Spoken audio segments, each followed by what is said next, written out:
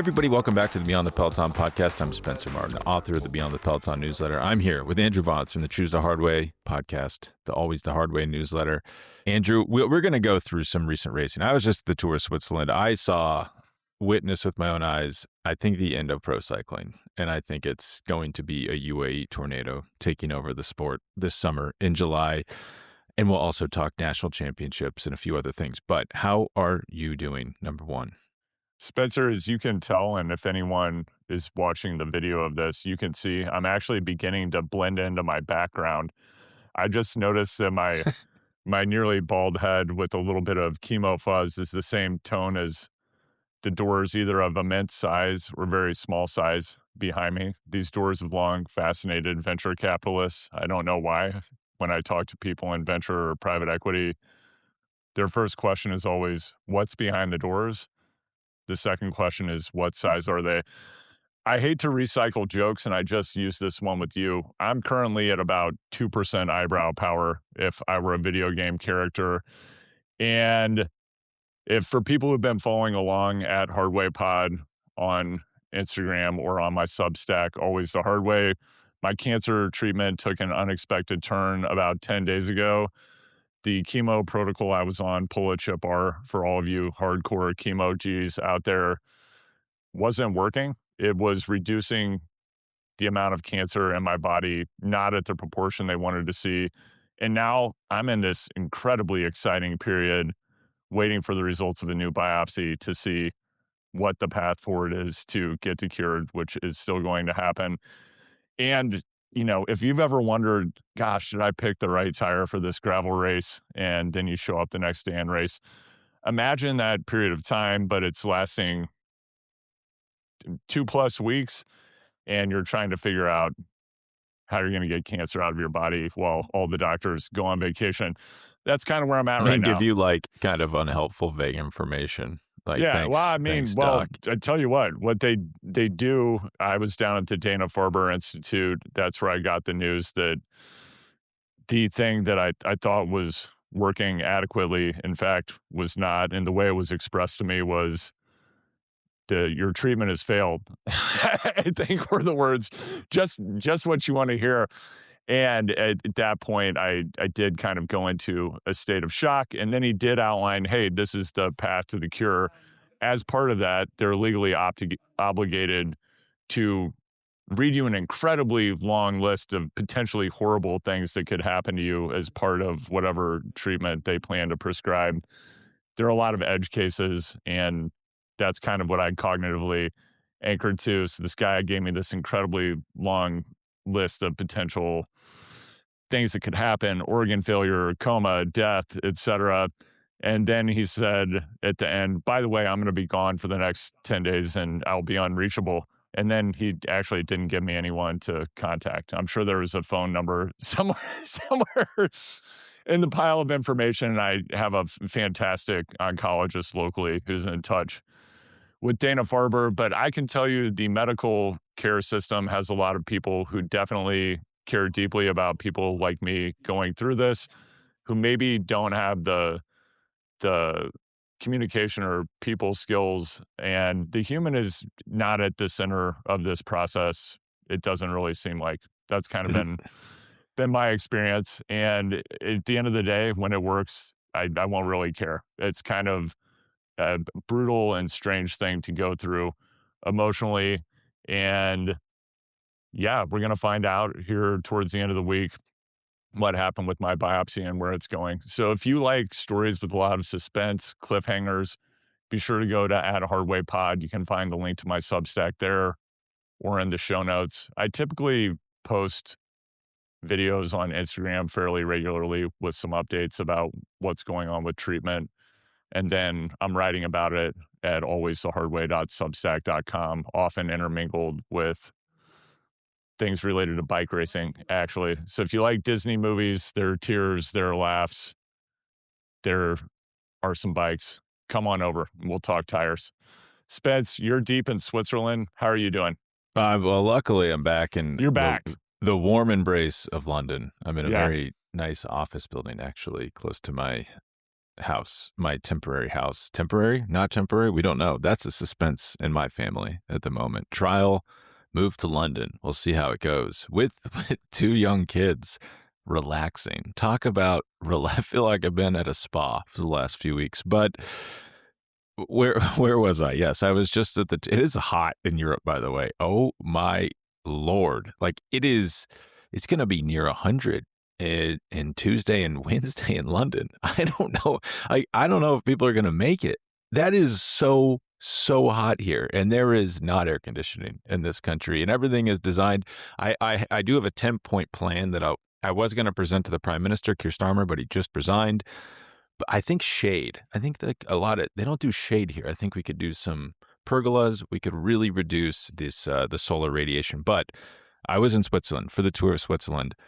Kind of a funny race to go to, but I would recommend it because you fly into Zurich and you can get anywhere in the country on these trains. And you're flying around the country.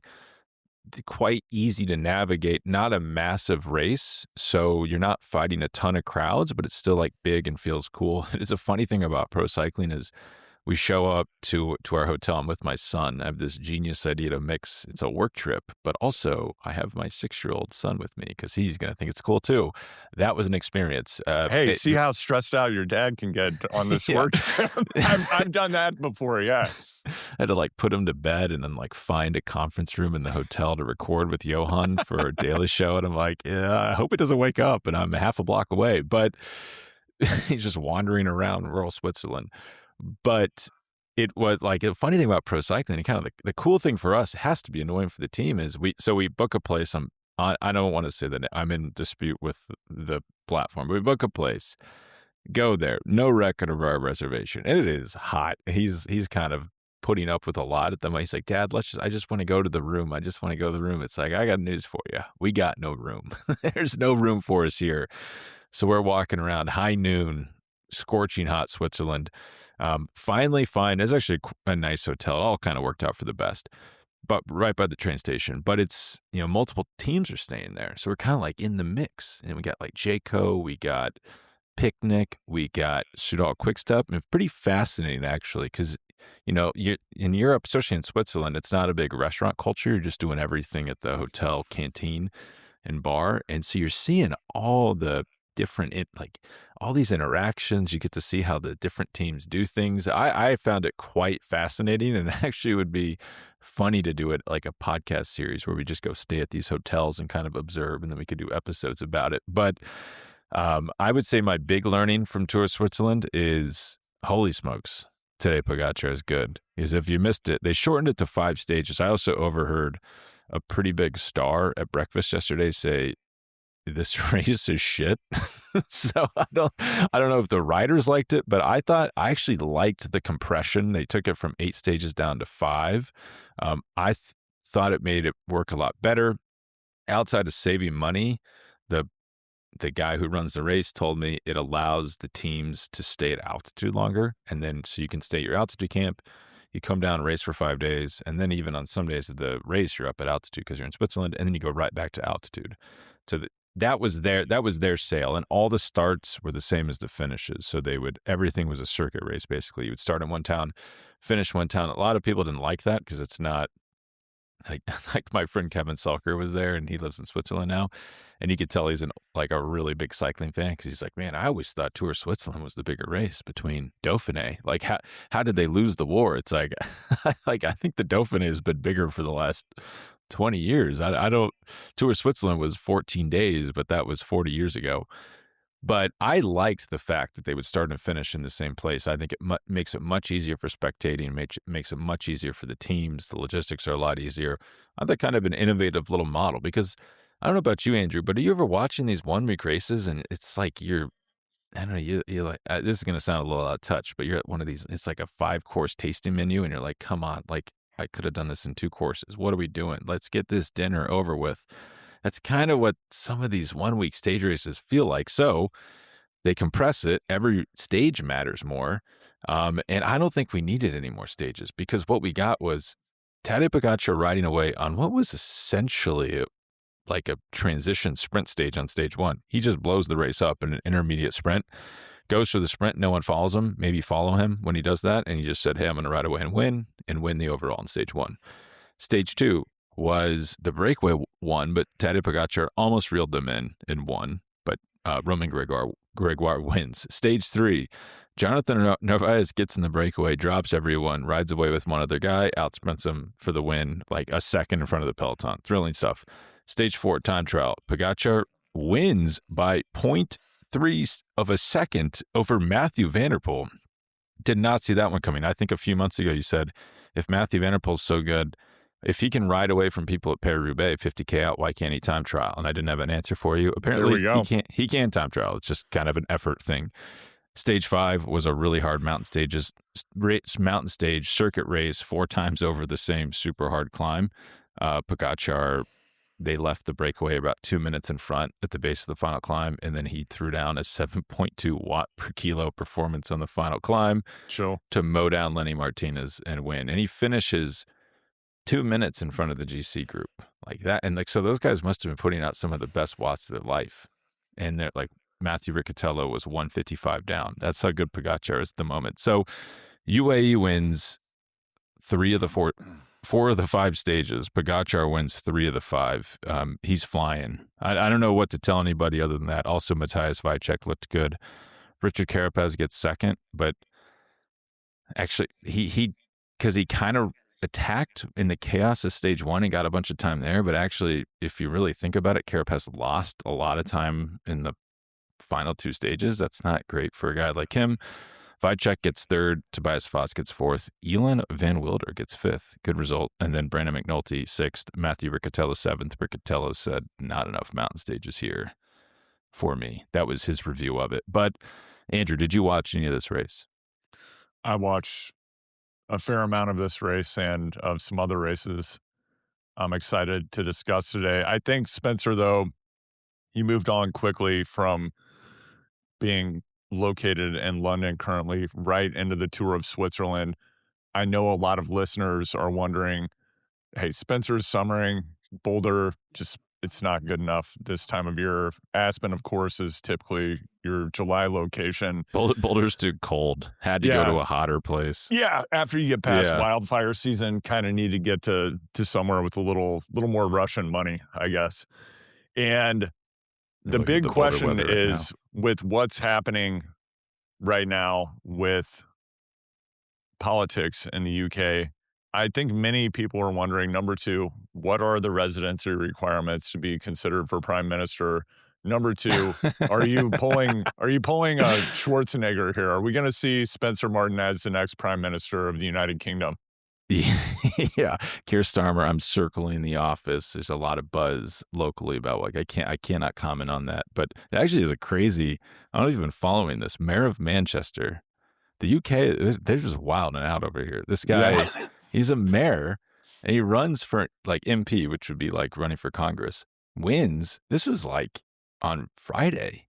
And then now he's going to be prime minister on Tuesday. Like, what? I feel like Mondami was president now. Like, what is happening? Everything's moving at warp speed. But also, Keir Starmer, he's like the most reasonable person ever. They're like, nah, he has historically low approval ratings. Like, you would look at his approval ratings, you'd think that he was like murdering people in the street. And he's just like very reasonable. Like they can't stand him. Get him out of office today.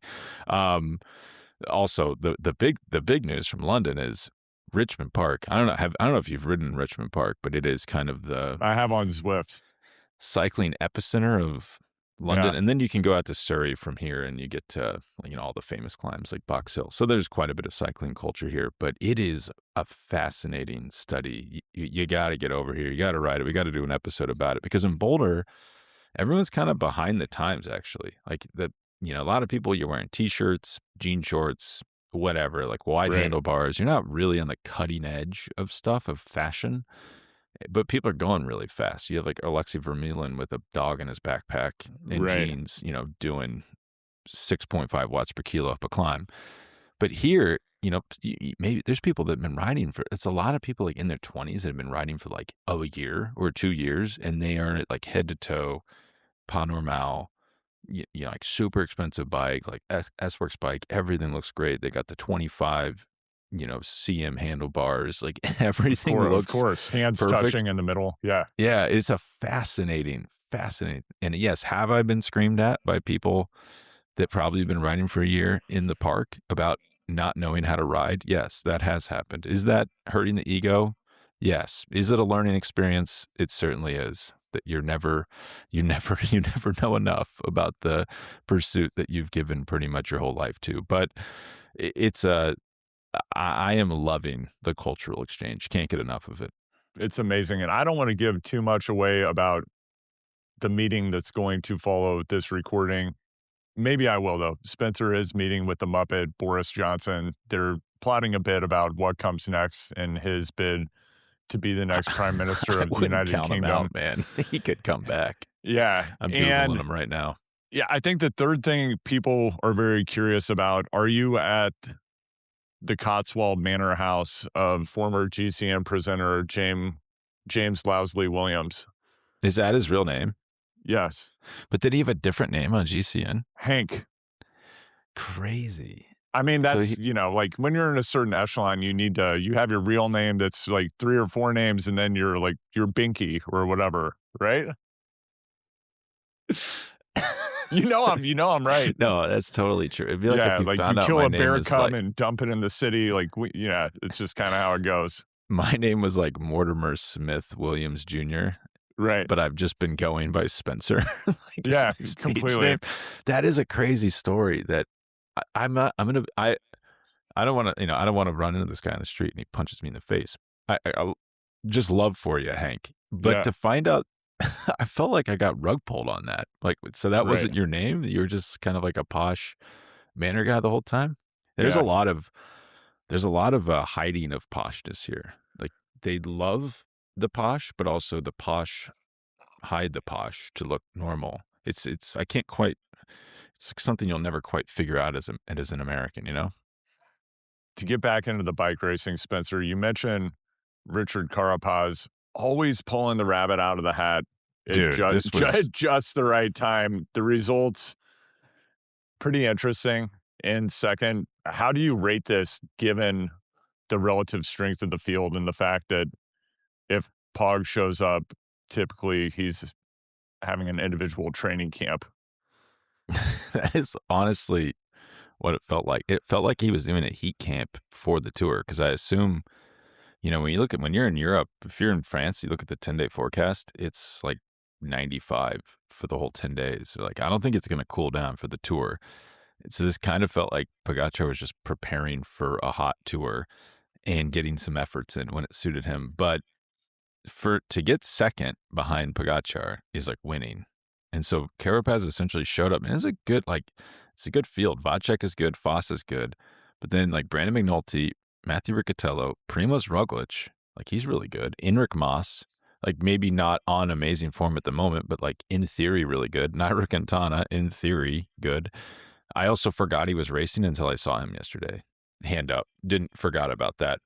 But like that's like a win, and he gets it by capitalize. I mean, it's classic. Stage 1 was classic Carapaz. Pogačar rides away. I did intermediate sprint, blows up the race. Nobody knows what to do because there's like 10 people left in the peloton. Carapaz says, "See you later," and rides away before the youngins know what's up. And he gets like 2 minutes on everybody else. And then he got 2 minutes, and then he held on to finish in front of Vacek by 19 seconds. So he needed 21 seconds. Needed almost every bit of that 2 minutes that he took. But this is the first time we've seen him since the Pyrenean. Did we talk about this? The Pyreneal cyst that he had? Yes, we did talk about it a bit. That's what kept him out of the Giro, correct? Yeah, like a late reveal that he had. He had to get it surgically removed. Yeah, the only thing worse than a pain in the ass is having a perennial cyst. That's for sure. That's an area where you don't want to have a cyst. We're talking to an audience of people who are pretty serious cyclists, I would say. We've all had a saddle sore. I have to imagine that this thing that Tricky Dick was sitting on, probably golf ball size. Probably.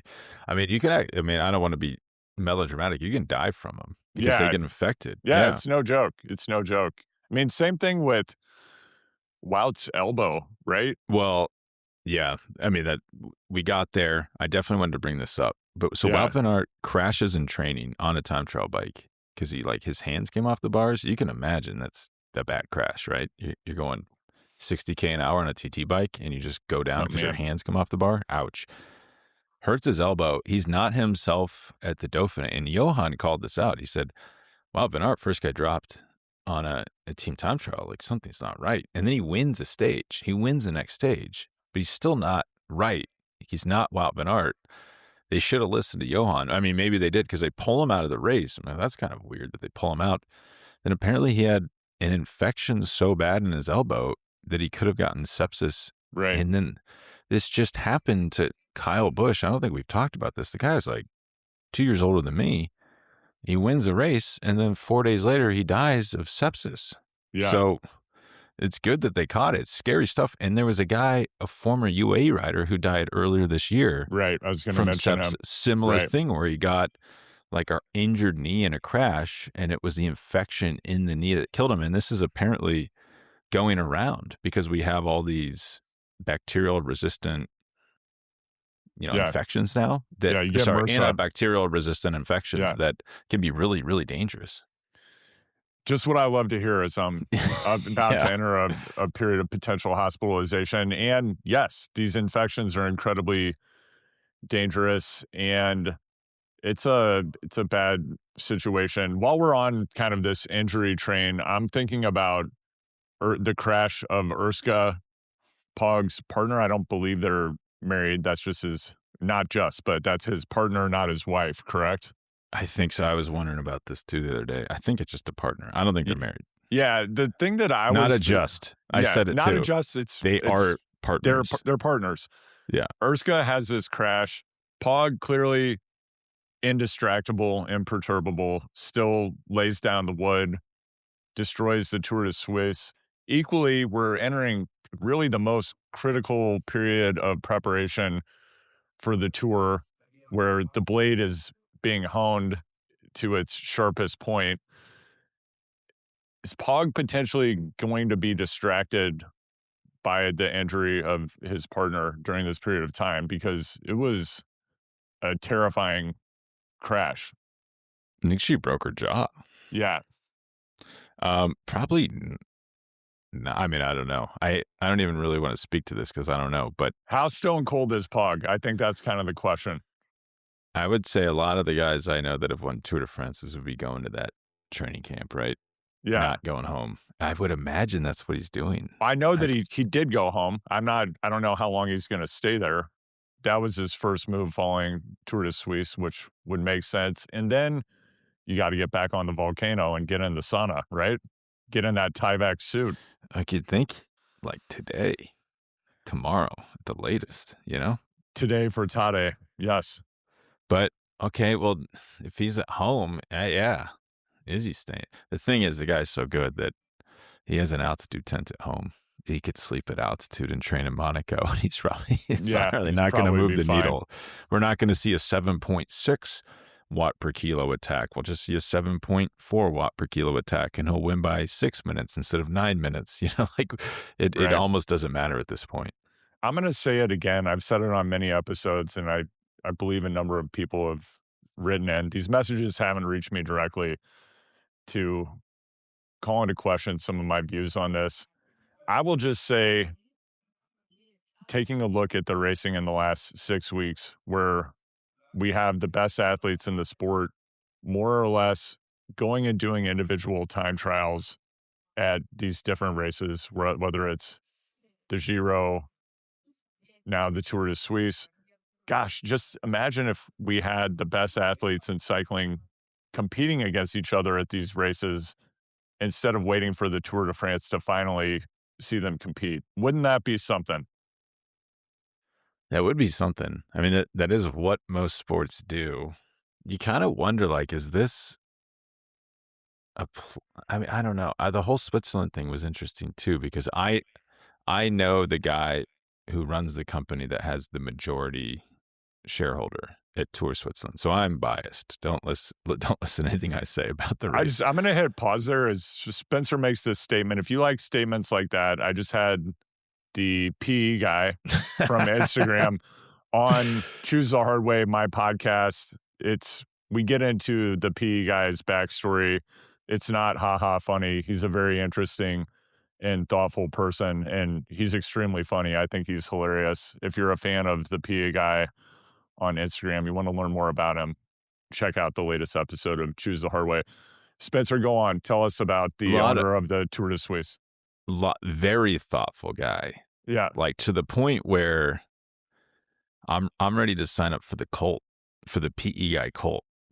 He really is a lot of like tragedy. Like, wow, I can't believe that tragedy. But then even just how he speaks about how people will give you feedback if you're a creator, like I find very astute and thoughtful. But there's a PE guy thing where he's like, I'm an investor in PIF, so I'm too well media trained to give you any significant answer.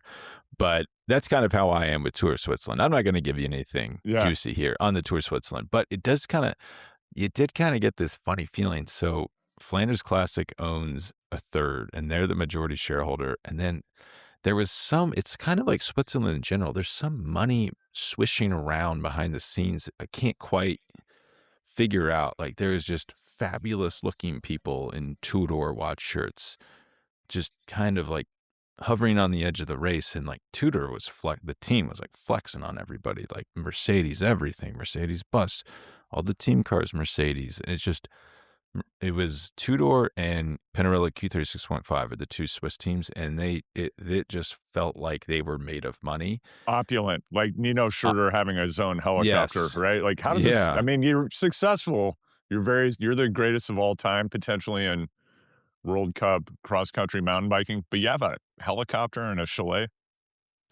Yeah, there's a lot of that going around in that country that I don't like. They made the UAE team feel like kind of like janky, like right. Like no, they're like putting it together on the fly. Like it was. So Pogačar going to this race, it just felt like there's some deal going on here behind the scenes. Right. If it's not just a cash payment, he's in this whatever this mix is. He's in with these people. But it kind of made me wonder, and I think Flanders Classic is a very good organization that is a great counterweight to ASO. I think they're probably the best run commercially. ASO is the most successful because they own the tour. Like you could not be successful owning the tour. But all of this helps ASO. These people never racing each other. Everyone's spread out at random races because what do? You're like, oh, wow, the tours are now here and the good guys are going to race each other. So I'm going to watch. It's like ASO actively does, and ASO owns the Tour de France, if you don't know what we're talking about. But they actively want this because it makes the Tour de France even more valuable, right? Because if everyone did all the races, the Tour would be still important, but it wouldn't be as important, perhaps. It's kind of like Monaco, the GP, the race has become less important as F1 has grown. Really, but maybe that's worked out for them. Maybe they're making more money than they did because maybe the rising tide means they're less important, but they're more successful. I don't know. Yeah, I understand why it makes sense for the people who own the business, ASO. And I think for us, the fans, this is absolute garbage.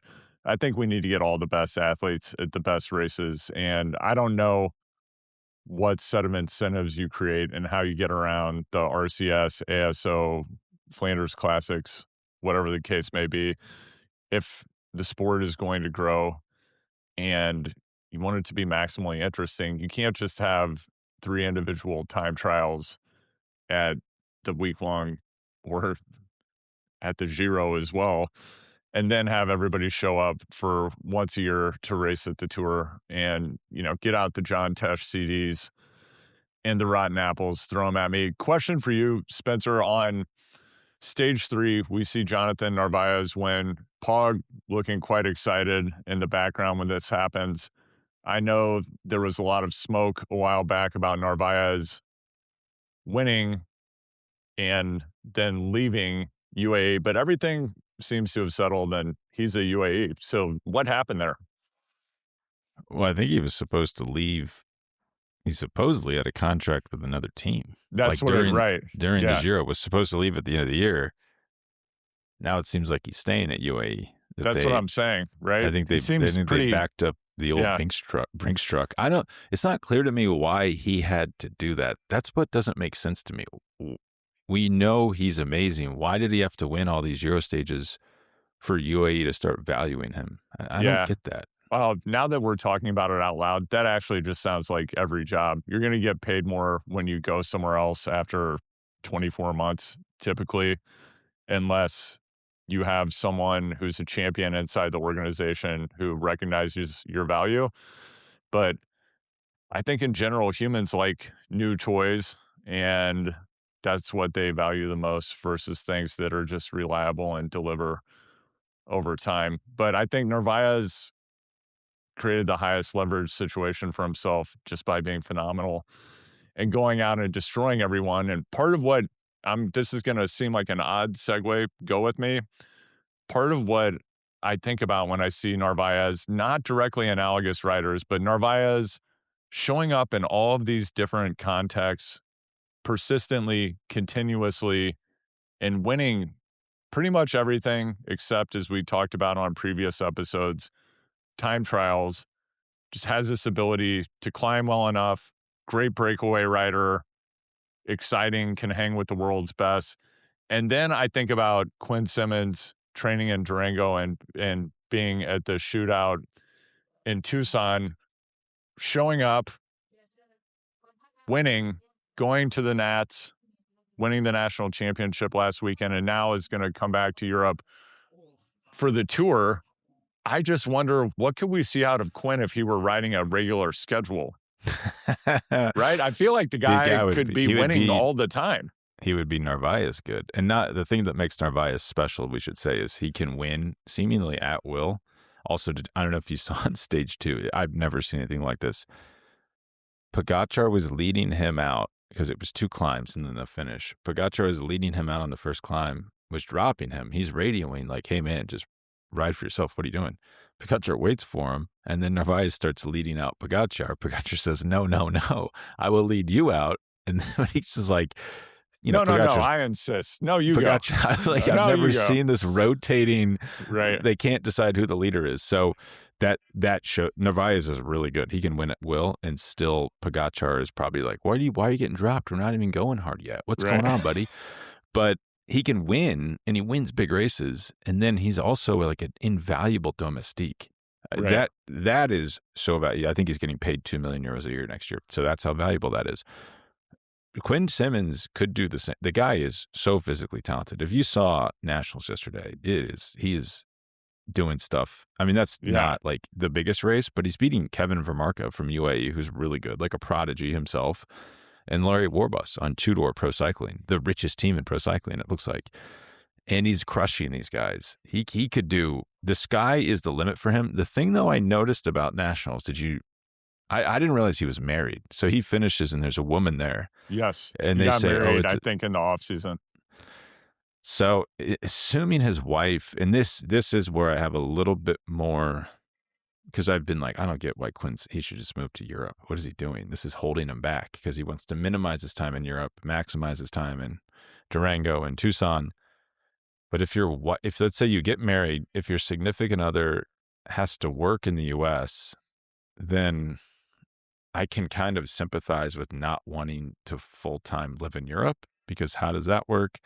I know some people like Joe Dombrowski or maybe Kevin Vermarka, actually, like their wives work in Europe and they just live there. So that works for them. Maybe Kevin, that isn't a situation. Don't quote me on that. I know Joe Dombrowski lives in Nice with his wife who works in France. To me, that's the optimal setup. But if your wife lives in Durango, that is kind of tough. I mean, and it is, let's be clear about it. It is holding his career back, because this guy could be doing what Narvaez is doing. Like there's no, like you asked a question last night. What Americans would have beaten him had they been there? Could you think of any? I think it depends on the course. I think if you had the right course, Sepp Kuss beats him in a situation that requires explosiveness, attacking and getting away, that doesn't have a massive climb. Sepp isn't doing that. Like Sepp isn't going to win the Nats If course it was that Iron we saw Horse yesterday, if right? national champs were Iron Horse, Well, Sepp Kip would wins. win that. Kip actually. would win. Yeah. Yeah. Kip wins. Sepp second. Right. Quinn third. Of course. Ned Overend fourth. Yes. Probably Jacked up on Viagra. Yeah. I'm not sure. I'm not sure that there's. Well, actually, I think Brandon McNulty beats him potentially. Well, so McNulty. This is a hard course. Actually, I really do not like that they do it in Charleston because it's not close.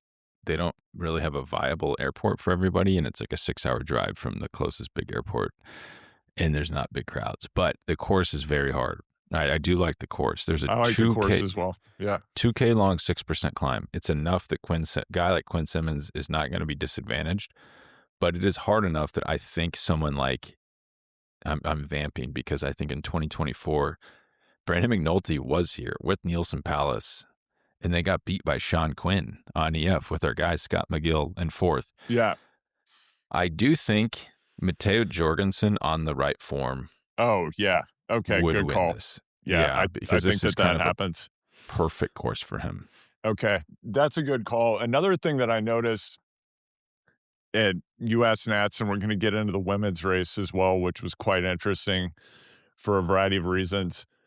I was watching the highlights trying to understand exactly how did it come to pass that we have Quinn in a solo breakaway situation. At what point does it happen? And there was attacking for, I think, about 50 miles. It just was over and over and over, right? It was a very, right? It was brutal. So it took a really long time for him to get that break to stick because he's one guy with no team. And I mean, again, this just speaks to the strength of Quinn.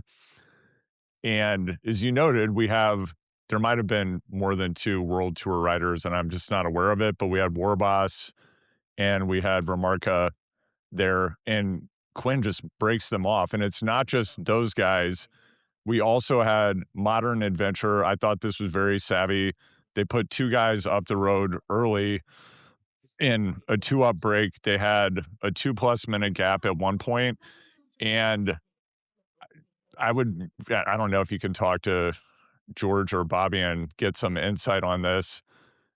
It just seemed to me that they knew we're going to need numbers up the road because Quinn is what we're up against here. And, if we were professional, we would have Bobby Julich on this show to talk about their tactics. So. It's a good idea. In retrospect. I mean, we probably could, right? But okay, so they've got 2 guys up the road and a break. The break's out there for a long time. If Quinn doesn't bridge, I mean, that's amazing. You're going to win. If not, you have 2 satellite riders, which is crazy to think you're going to need massive numbers to try to compete with Quinn Simmons. When it all comes back together, I can't wait to hear your views on this, Spencer. When we get to the final composition of the final group, the Quinn drops because it came together, it fell apart probably 30 times with slightly different compositions. Ultimately, we have 4 modern adventure riders, 4 of them, and the 2 other World Tour riders. And the 4 modern adventure riders not only are they not dropping Quinn, they can't even hold the guy's wheel, which kind of blew my mind. 4, they had serious numbers. They had 4 guys. I thought they did everything right. I was like, they're going to win this race. So did I. I was like, that's going to sour their relationship with Quinn. And then it actually was a good example of showing how you can have numerical superiority, but also be disadvantaged because you just don't have the legs. It's like there could have been 100 of them. It also is a testament to the course. It's a good course because it allows someone, it makes it worth their while to come over and do it because they know they can't just get bullied. If it was an easier course, Modern Adventures could have worked him over. Right. But with the course, like Quinn has that bailout option of the climb, so he can just keep punishing them until he rides away like he did. Versus if it was where was it, like Knoxville or something? You know, someone you can get bullied and you can miss a move. Versus that probably wasn't going to happen yesterday. And also, it's a long race, like almost a 5-hour long race, and there's no real peloton. It's just, as you say, constant attacking. Like that is a brutal effort. Brutal. It looked horrifically hard. Which did you see? Made it a good race. It's really weird though. to see a race like that happen with so much action, and I think there were like 50 people watching the race globally. It's really like surreal. Like, Yeah. whoa, this is. It was like I- going to I- a cross race in 2026. There's just I'm just apologies to everyone at Valmont. Everywhere else in America, I don't think you're getting large numbers. And I guess if we were real journalists, we'd have Rob DiMartini on to talk, USAC president, to talk about why they. I don't really understand the event. I don't like. How do they make money from this? Do they get paid by Charleston, and then there's entry fees?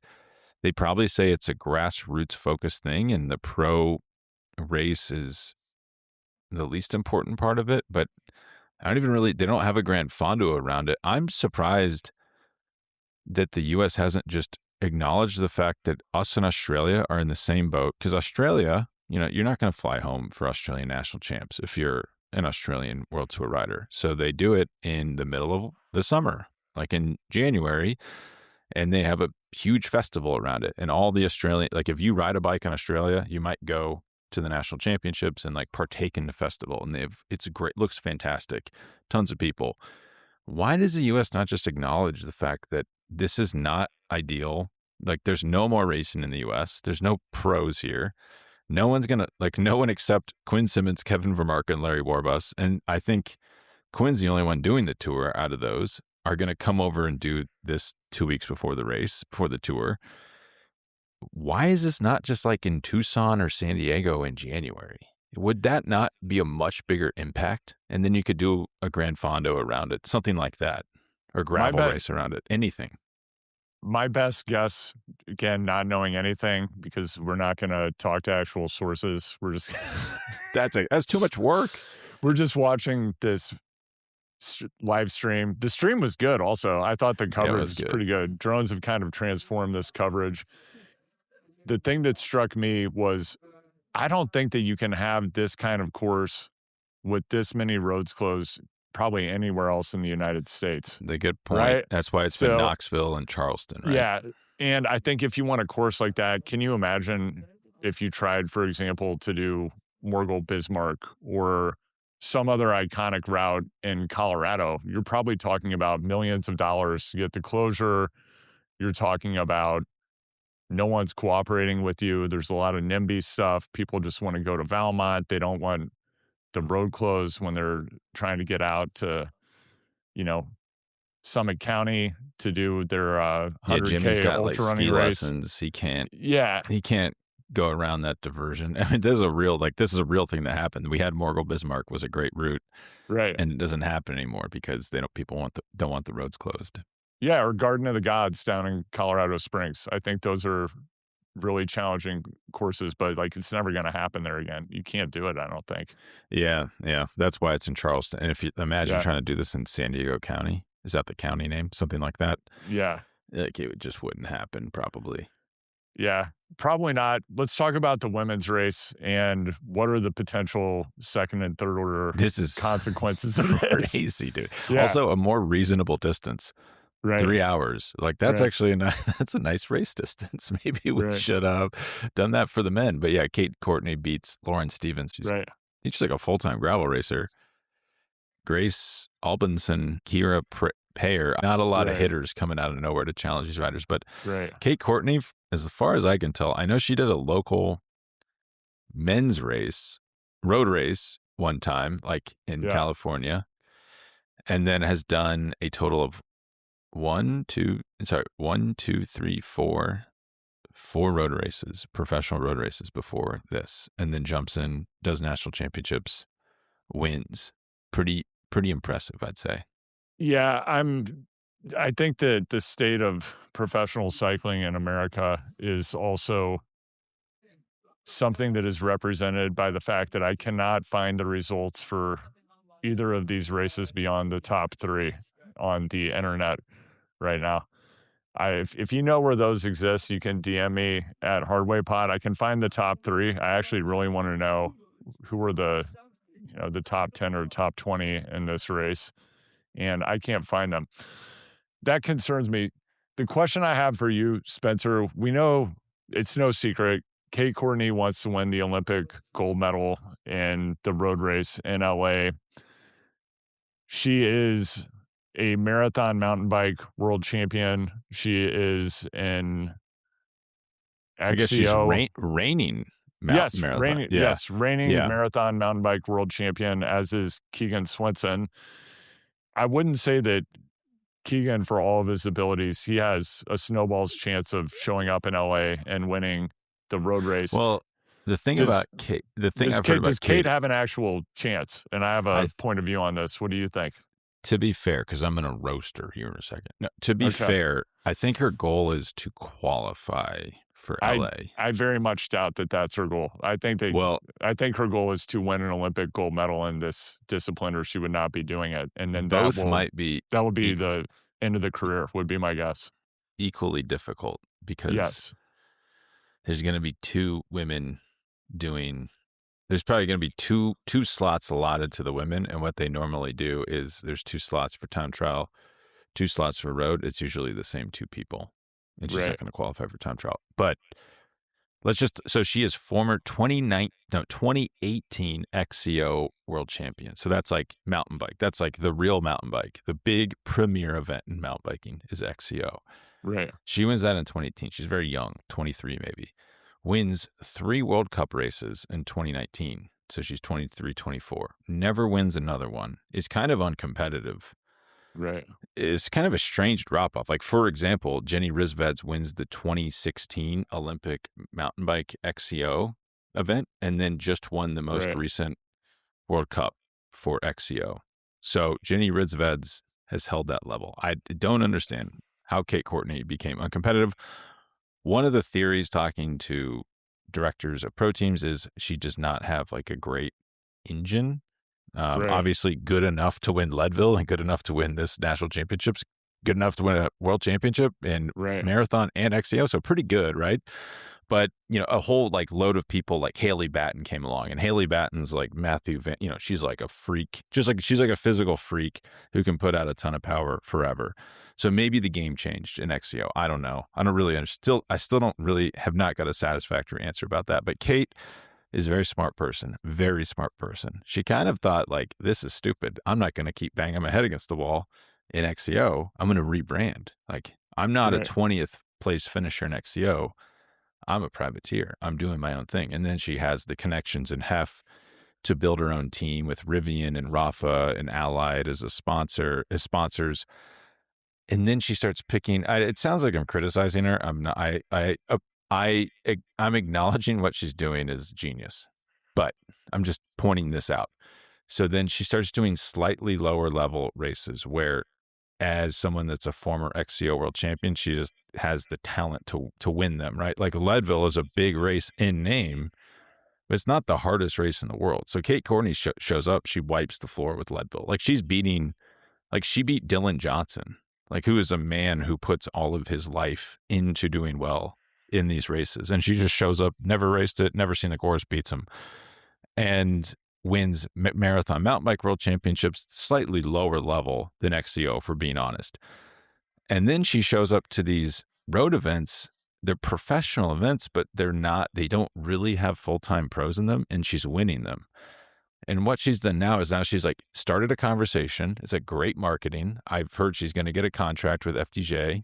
So she's going to be on one of the biggest women's team with the biggest woman rider, Demi Vollering, like now the conversation started. And I think by winning this race, she's now auto-qualified for the world championships this year. They can't keep her out. And if we're being completely honest, they don't want her in. Like, this is a pain in the butt for professional female cyclists, because now she's taking one of these already hard to get slots. And Kate Courtney is like she's like the Empire State Building of female cyclists. Like, she's taller than the rest of the skyline. Like, she's now taking attention away from, this is probably how it's viewed, taking attention away from other American women cyclists. And I would imagine there's quite a bit of unhappiness going around the women's peloton today because of this. Do you think that's unfair? Am I out of line here? It's very savvy of Kate Courtney, and as you said, it's so savvy. Yeah, she's a very smart person. She went to Stanford, and she's a world-class athlete, and the marketing machine behind her, which I believe her mom is her manager. I don't know if that's still the case. I think it's the case. Yeah, I mean, like, they have a whole content marketing machine. The She Sends Foundation, which is oriented around getting young women and women into the sport, which is awesome. And then when you look at the set of sponsors she's aligned herself with, there's Rivian, of course. If we take a look at the other sponsors, we're talking Bentonville Mafia. What are we talking about when we're talking about Rafa and Allied? We're talking about Tom and Stuart Walton. So Yeah. the biggest, deepest pockets in the sport, the prime movers that are really shaping everything domestically, if you dig in, especially on the mountain bike and I would say gravel side of things. And the plan here, I think what's going to emerge over time is the objective is not just to show up. Kate Courtney wants to win the Olympic gold medal. And it seems, if we think about Demi Vollering and all of the other icons of women's world tour racing right now, it seems impossible probably that Kate Courtney could do this. I personally believe Kate Courtney is going to win the Olympic gold medal in the women's road race, and I'll tell you why. This is the craziest of your predictions. Yeah, but I'm telling you it's going to happen, and I'm going to tell you why. If we take a look at the way things typically go down at the Olympic road race, let's think about a weird race. Let's think about some of the champions. This is okay. So we have Carapaz in Rio. Even go before that. Yeah. Do you remember who won 2012? Oh, sorry. Carapaz did not win in Rio. Oh my God. I can't believe I misspoke. He's standing right outside the door in his gold kit. How could we forget that Greg Van Avermaet won in Rio? Something we will never forget. He's probably on a gold bike right now. He's in Rio just looking at the road that he Carapaz won in Tokyo, and Kristen Faulkner in France, in Paris, Remco in Paris. If we think about that race in particular, and I know LA has an inordinate amount of climbing. Kate can climb. Is she going to have to get better to keep up with the best climbers in World Tour racing? Yes, she has 2 years to improve. Yeah, she has 2 years potentially riding professionally to do it.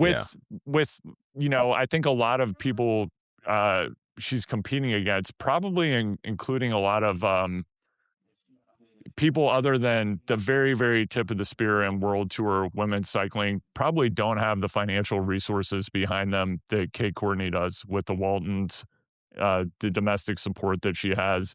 Well, I don't know what do the Waltons support financially? Probably, I know at least they're the clothing sponsor of USA Cycling. Well, yeah, right. So, I'm sure they're involved in the Olympics as well, or LA 28 or whatever the case may be. That doesn't mean that they can pick the winner of a race, but no, I mean like the team, because it gets very weird and very discretionary. There's always a lawsuit. There will be. I can tell you a couple of things. Number one, there's going to be a lawsuit about who ends up on this Olympic team, the women's Olympic team. Number two, Kate Courtney is going to win a gold medal, and going back to Paris, I think. Does this race have much, much, much more climbing? Yes. My feeling is Kate has probably gone out and recon this course and done it at least a dozen times. And she has a high level of belief that there's some path to get to the point where she is the winner of this race. And really these races, because you don't have radios and the dynamics become fairly strange, because it's really not quite like the World Championship either, because if you're there to win, typically. No, there's not very many riders. It's like 80 riders. There's not very many riders, and it typically turns into an individual time trial effort, which is really what Leadville is. It's what Paris was for Remco and for Kristen Faulkner, who I wouldn't have seen winning on a lot of other courses. But because Chloe wrecked and she made the move at the exact right time, because I think Chloe absolutely could have won the Paris Olympics, and that's just the way that things played out, because she wrecked it at the absolute wrong moment. That was part of what helped create that split-second gap. The move went, and then Kristen rides away. Same thing with Remco. He gets into basically individual time trial mode, and he wins the race. That's LA, a very different course, and I think ultimately it is going to be one that suits Kate. I don't know what she's done in terms of long-term altitude camps in the past, but you can just imagine, like, hey, she could add 1% to her performance, and suddenly she's winning an Olympic gold medal. Well, so I would say her challenge right now is getting on the start line. But if she's there, I mean, I guess like history would suggest if Kate Courtney wants to win something, she's going to win it, right? Like, what has she tried to win that she's not won? She's pretty good. She's pretty good at that. Can you tell me who won? This is going to blow your mind. Who won the 2020 Olympic road race for women's? I can't remember her name. She was a German mathematician. She had a PhD in mathematics. Okay. Forgive me. Yes, I think you're right. And they will write in. Yeah.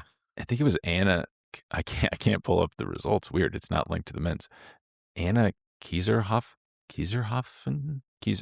Anna Kaiserhofen, something like that. Yeah, but she was like a mathematician, and she deduced that, you know, like Japan's hot, but I think from the US, you look at it, you're like, it's not that hot. But it's this, you know, it's like a different way of measuring heat and how your body reacts to it. But like the wet bulb temperatures there are really high, like nearing levels that humans cannot survive in. It's like the Midwest. It's very similar to Kansas City. I would say Tour Switzerland was so hot to the point my son wouldn't stand outside the shade. And I was trying to tell him, like, this is nothing compared to Friday night Tour of KC, Steve Tilford, Brian Jensen showing up, Trade One Energy. They're going to ride on the front real hard. You think this is hot? That was hot, buddy. But she deduced that it was all about heat training, and just like, she didn't really race. She was an amateur at the time, mathematician, and she just like did a heat protocol for 6 months and then showed up and soloed off the front. They never caught her. And I even think second place celebrated, suggesting they didn't even know she was out there. So weird stuff happens. Also, remember Alexander Vinokurov in London? Yes. Who would have guessed that? So you're right. Like, that she could win. Like, if she can get there, she can win it. Especially if it's rainy, because I would imagine her handling skills have to be incredible, right? Yeah, absolutely. And as you noted, Spencer, because you have such a small field, people often talk about moving around in a peloton, being comfortable with the proximity. It's actually not that important. This is a very different type of road race, and it really does favor a rider who you have to have some tactical nous. Like, yeah, absolutely. But it's really not the same as being dropped into a stage of the tour or really any other race. It's quite different. Here, let me look at, I'm seeing the men's, and this is a recent thing they've done. The men's in 2024 was about 85 riders. The women's, Kristen Faulkner, she's a huge engine, so it's a little bit different. But she was not the expected winner of that race. That was shocking. Yeah, it's about like 85 to 90 riders. And then a lot of those riders, if we're going to be honest, are not going to be at the front. Even like, they're not even going to have the physical ability to get to the front of the race. So if you're Kate Courtney, there's actually not that much. I mean, obviously, like, you know, it would be hard, but it's not the same as a full-on professional race in terms of fighting for position. All right, I'm on board. You've got me on board. Kate Courtney, come on the show. Talk about your 2020, I guess, LA 2028 plans. Would love to. Yeah, what if she does this, it's pretty impressive. I mean, if she can even qualify, pretty impressive. Yeah, I think she's going to win the gold medal. And the one thing I can't find right now, I know the men's race, I believe, has around 10 or 11,000 feet of climbing. I don't know I can't find information about the women's course. If it's a lot shorter, it's 150K. It could be quite a bit easier, actually. Yeah. I don't know. Actually, I don't know enough about the course to say that definitively. Well, it's just two men trying to look up. No, I mean, I think in the men's and women's races, part of what's going to happen, I lived in LA for a decade, and I've ridden all of these areas, and the Griffith Park is where I used to do a lot of my training when I lived in Los Feliz and Silver Lake, which is most of the time I was in LA. But the Santa Monica Mountains have what the PE guy would call substantial climbs. And once they go up the coast, I think that, I mean, separation could happen there, and you could see a very diminished field advance towards the finale. I mean, you could see 15 riders go away on the climb in the Santa Monica Mountains, or you could even see like 5, and then like that's the race. And then they have to get all the way back to Griffith Park and then the final climb. All right. So what I'm seeing here is, wow. In the women's Olympic road race will feature 9,678 feet of elevation gain. That's a lot. It's more than double what we had at Paris in 2024. It's how much is the men's, does it say? Let's find out. I mean, the men's could be like 100K longer. The thing is, 9,000 sounds like a lot, but a lot of times at like a sprint stage at the Tour de France, Right. like here, like at Tour de Switzerland.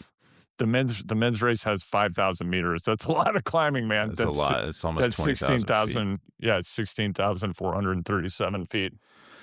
So here, like I'm going to pull up the Tour de France.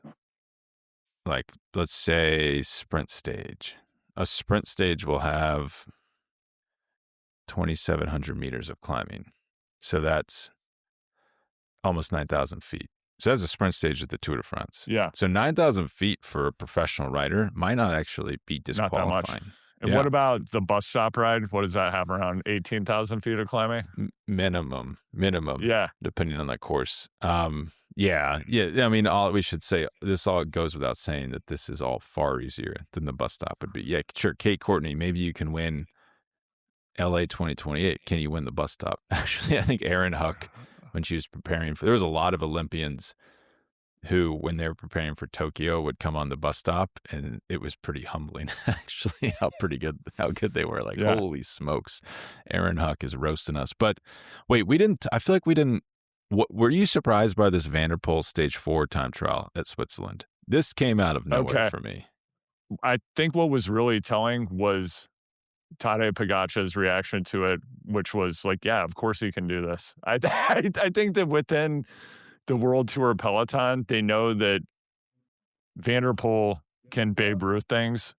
Probably other than a mountain stage, he can just say, well, yeah, this is where I'm going to apply my talent.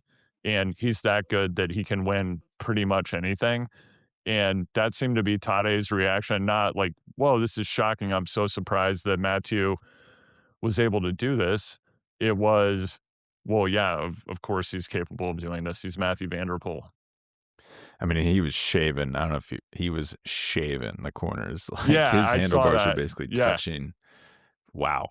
So he had it in his mind that he wanted to win it. My son kept asking, like, did you think that was going to happen? It's like, no, I did not think we're going to see a photo finish between Pogačar and Van der Poel in a time trial. I don't think I've ever seen that.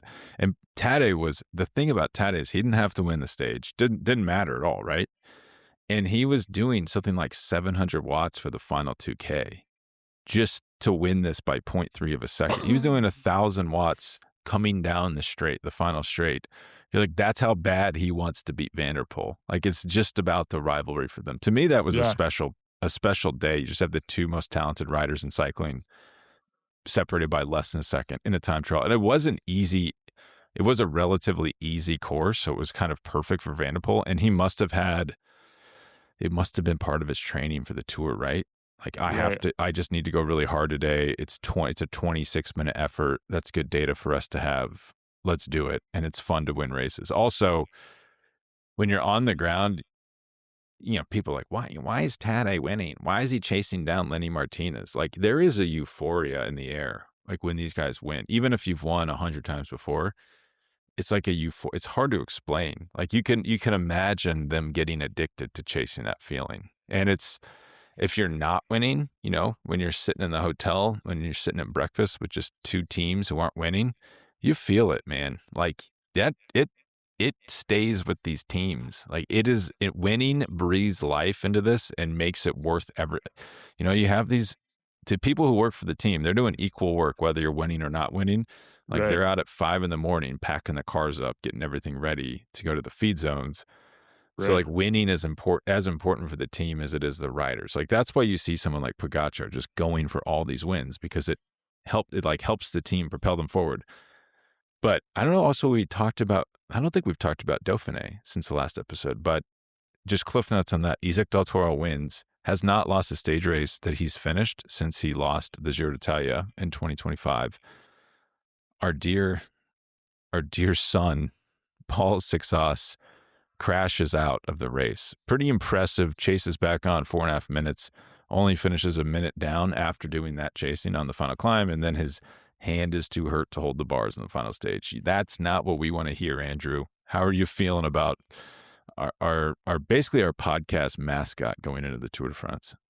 I think it's pretty rough. I wanted to go back to something you mentioned a moment ago, though, about the level of competitiveness between these riders and teams. And I think this is something people don't quite understand. I mean, you have to think about when you go out with your buddies, say you're going over Gates Pass with Kip, right?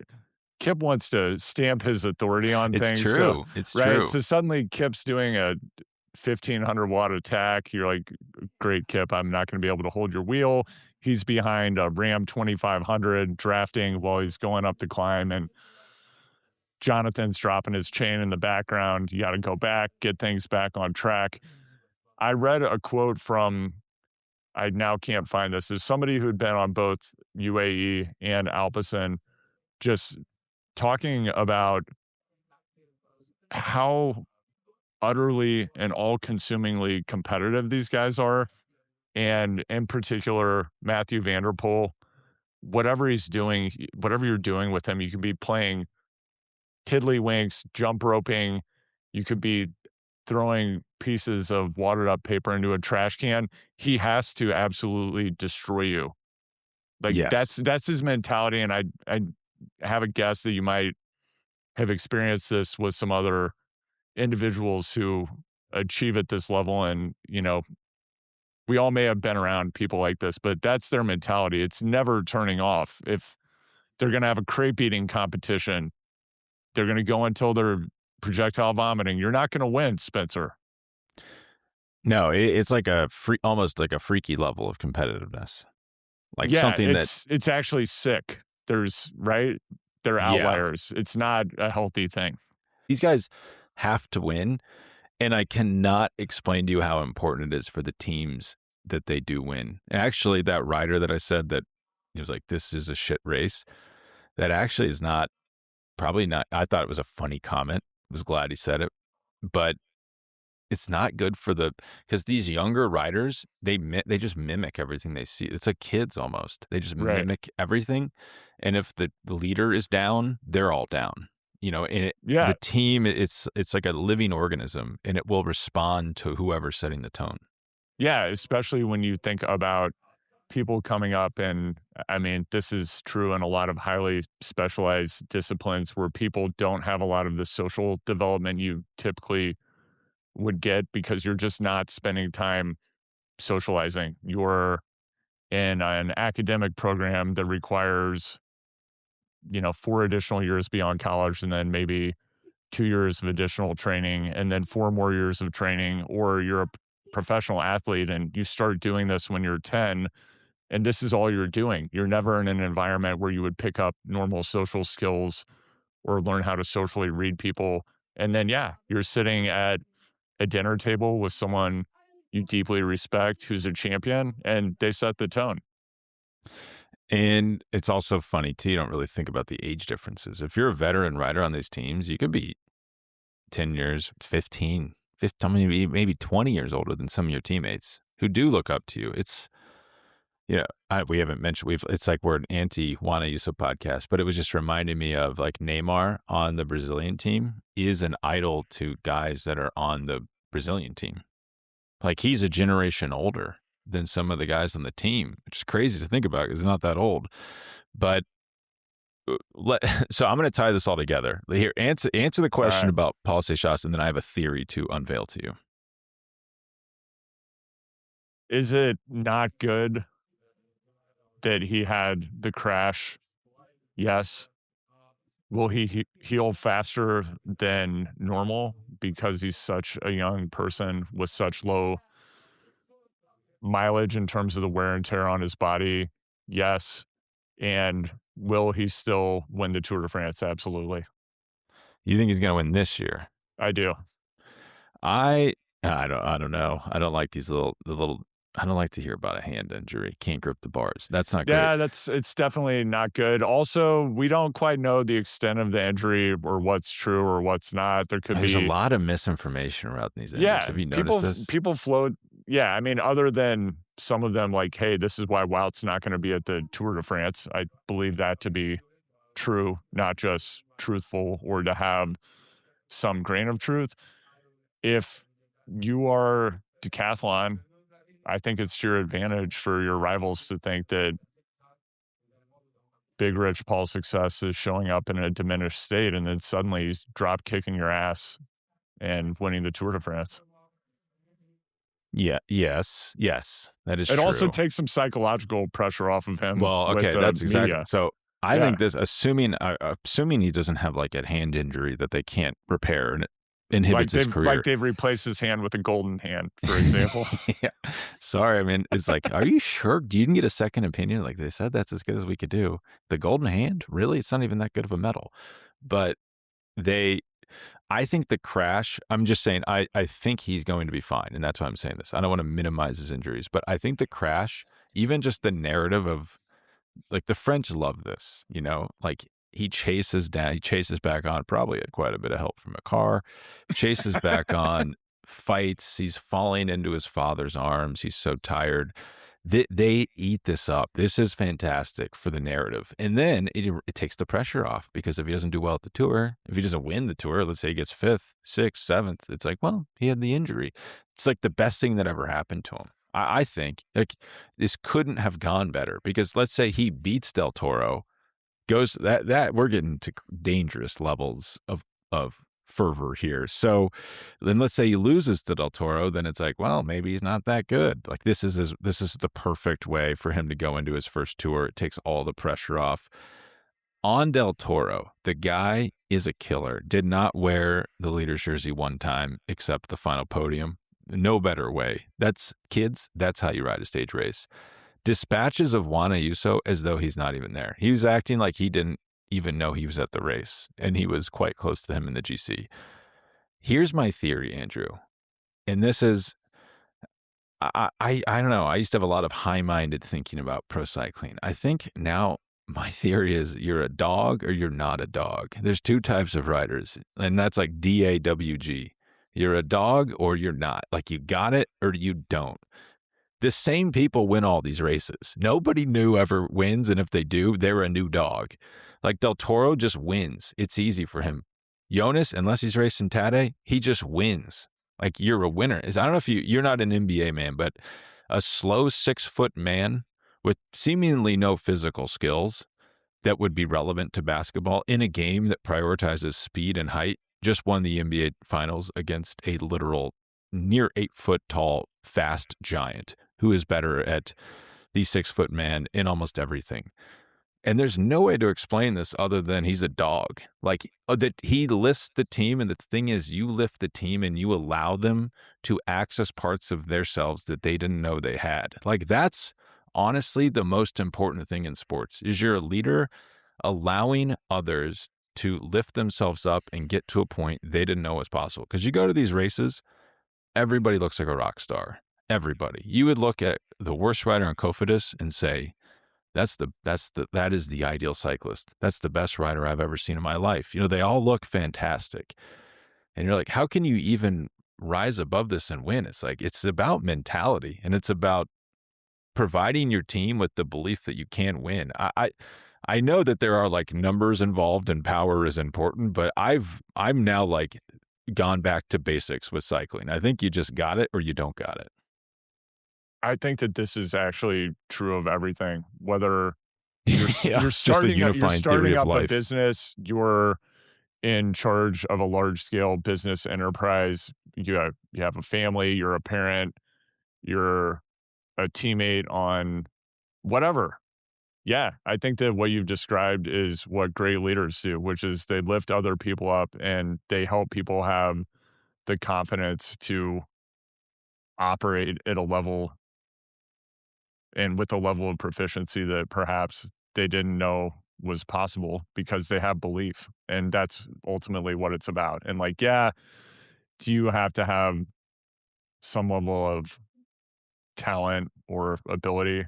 Sure. And belief can supersede all of that. And I think that you've just described a few great examples of how that works. And it's absolutely true.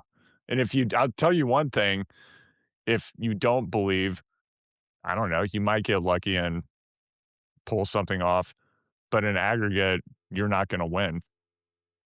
No, I think it's going to sound like we're slamming the guy, or this is just me. You don't have to be associated with this take. Okay, go ahead. The perfect control to this is Juan Ayuso. He's got it all, right? He's got all the tools.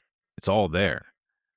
But why is Del Toro able? Del Toro beats him 10 out of 10 times at Dauphiné. And like, how could this be? You ask yourself, how could this be true? And it's just Ayuso is not able to put it together. And it probably because he's very, you listen to him, and except for the odd off-color thing he might be saying in his interview, he's a very intelligent guy, and you can tell he's thinking about it a lot. And honestly, that's probably a negative in a lot of respects, like overthinking things. And he's not like in the flow state of like, I'm executing perfectly. And not only like that, but like I'm allowing my team to execute at levels they didn't think were possible. Like everything's just slightly out of step. I can't quite figure it out. Yeah, I think another really good example of this, and granted, what we saw in Unchained was highly dramatized and probably not very accurate, but I think it's safe to say that Jasper Philipsen had some growth to do, and he needed to mature a bit in order to fully realize the entirety of his potential. Extremely talented cyclist. Yes, he was winning. He was going to win more. I think going back to the extreme, almost inhuman competitive drive and perfectionism of someone like Mathieu van der Poel when it comes to preparation, to execution, to his attunement, to his intuition and knowing when to do what to win bike races. I think that's part of why Philipsen has been able to express his talent at the level that we've seen now over the course of his career. It's because Mathieu van der Poel is there. Yeah, I think so. I think he's not nearly the rider if Van der Poel isn't there. Also on Philipsen, so the Belgium Tour is happening. If you think like, who watches the Belgium? Actually, a pretty good race. Oh, it's incredible. Better than the Tour de Suisse in many ways. It's like the Sprint World Championships. All the best sprinters are there, and it's the perfect sprint stage race. And you're like, ooh, we're going to glean some information about who's the best sprinter. These are the sprint stage winners. Biniam Girmay, stage 1. Didn't see that coming. Biniam, talk about a big-time player. Like, he can be crap for 6 months. It's like, oh, Tour de France time, I'm going to be the best in the world. So Biniam wins stage 1. Tim Merlier wins stage 2. Not a sprint stage 3. Alex Aaron Burrow wins, which I didn't see that coming. Stage 4, Olav Koy wins. We got a different sprinter. Stage 5, Jasper Philipsen wins. So all the top sprinters there get one stage win each. We're no closer to knowing who the top sprinter is before we go to the Tour de France. But what do we see every year in Grand Tours? Jasper Philipsen, for some reason, is this guy can bring it when other people can't. Like, it doesn't make any sense to me that he's as good as he is, but he can win Grand Tour stages at a rate other people can't. And then before I get kicked out of this conference room, I kind of glossed over it, but Pogačar's numbers yesterday on stage 5, this was a hard stage. It's just like brutal mountain ascent and descent. The last 24 minutes of the day, he's putting out basically 470 watts for 24 minutes before he signs off on. He doesn't need to be doing that. He's probably doing that because he likes winning and honestly for the training. But when you see someone doing, and he's a heavy guy for GC guys, he's 64, 65 kilos. When he's putting out 470 watts, doing 7.2, 7.3 watts per kilo, that means someone like Jonas would have to be doing 7.4 7.5 just to stay with him because Jonas is so much lighter than him and has to do more watts per kilo just to match him. It starts to actually get tough to imagine how you're going to beat him, especially if Wout van Aert is not going to be there. Like, he's quite important to that team. I've heard some takes that he's not actually that important. He's pretty important because he can win. He's a big champion the guys respect, and he does a lot of teamwork. But I mean, what are you thinking about Tadej's form coming out of this race? I think that he's the superior rider, and I still think Big Rich Paul Success is going to pull off the win at the Tour. I'm not quite sure how. I just think when everything looks just right is often when things go a little bit sideways. So we'll see what happens. But I think as it relates to Jonas versus Tadej, I don't think that Jonas is on Tadej's level. I just don't think he is. Well, Big Rich Paul Success shows us how Tadej will not win at some point, right? Because that was just shocking. He was actually overtaking guys on a descent early in a stage, which you should never do. Don't need to do it. Maybe he learned a lesson there. Yeah. But it's just shocking. You're like, whoa, what is going on? And that's going to happen. Just blinking of an eye, a guy's out. But Johan Bernal had the take. I'm still like blown back up against the wall on this take. He said, not only is Jonas not on Tadej's level, he's not on Del Toro's level. Del Toro's going to mop him up at the Tour de France. What do you think about that? Yeah, I think he's right. I hate to agree with you because it doesn't make for a very good conversation.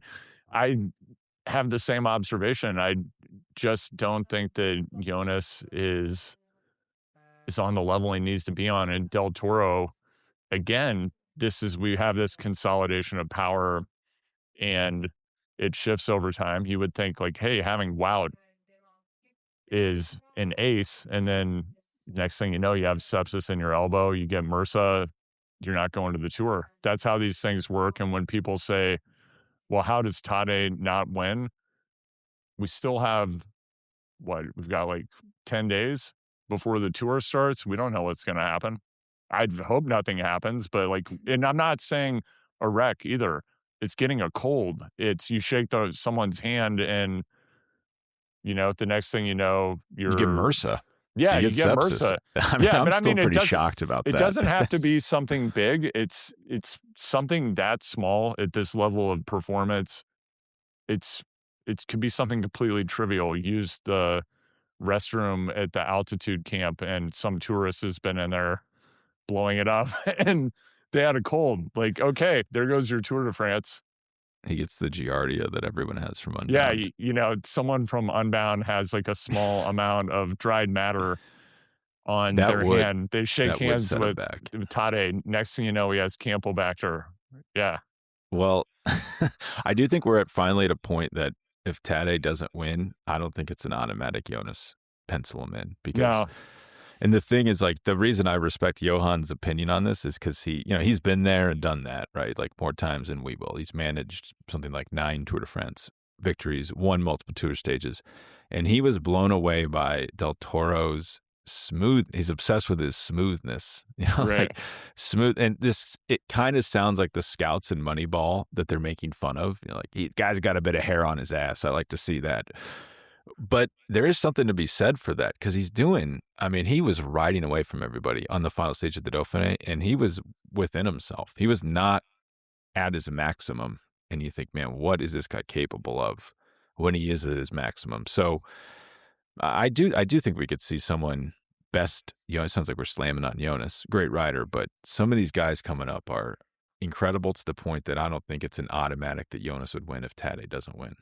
Yeah, and the other thing that I think we've seen with Jonas, we definitely saw it last year when he was putting down laminated flooring and installing cabinets prior to the Tour, and then just kind of remember the drama at the beginning of the Tour last year where a family member put out a statement about the team management. It was just there's some weird tension. Maybe that's sorted out. I don't perceive Del Toro or Tadej or Big Rich Paul Success is having things that are taking their attention away from just showing up and being a killer, right? That's a good point. It's just so easy at that age. Now, obviously you go through struggles at that age, but You don't, I mean, the Jonas thing, I know I talk about it seemingly every episode. That is intense. That is weird. That's not normal to have your agent/wife or your manager/wife criticizing the team about you going to training camps for the race that you're in.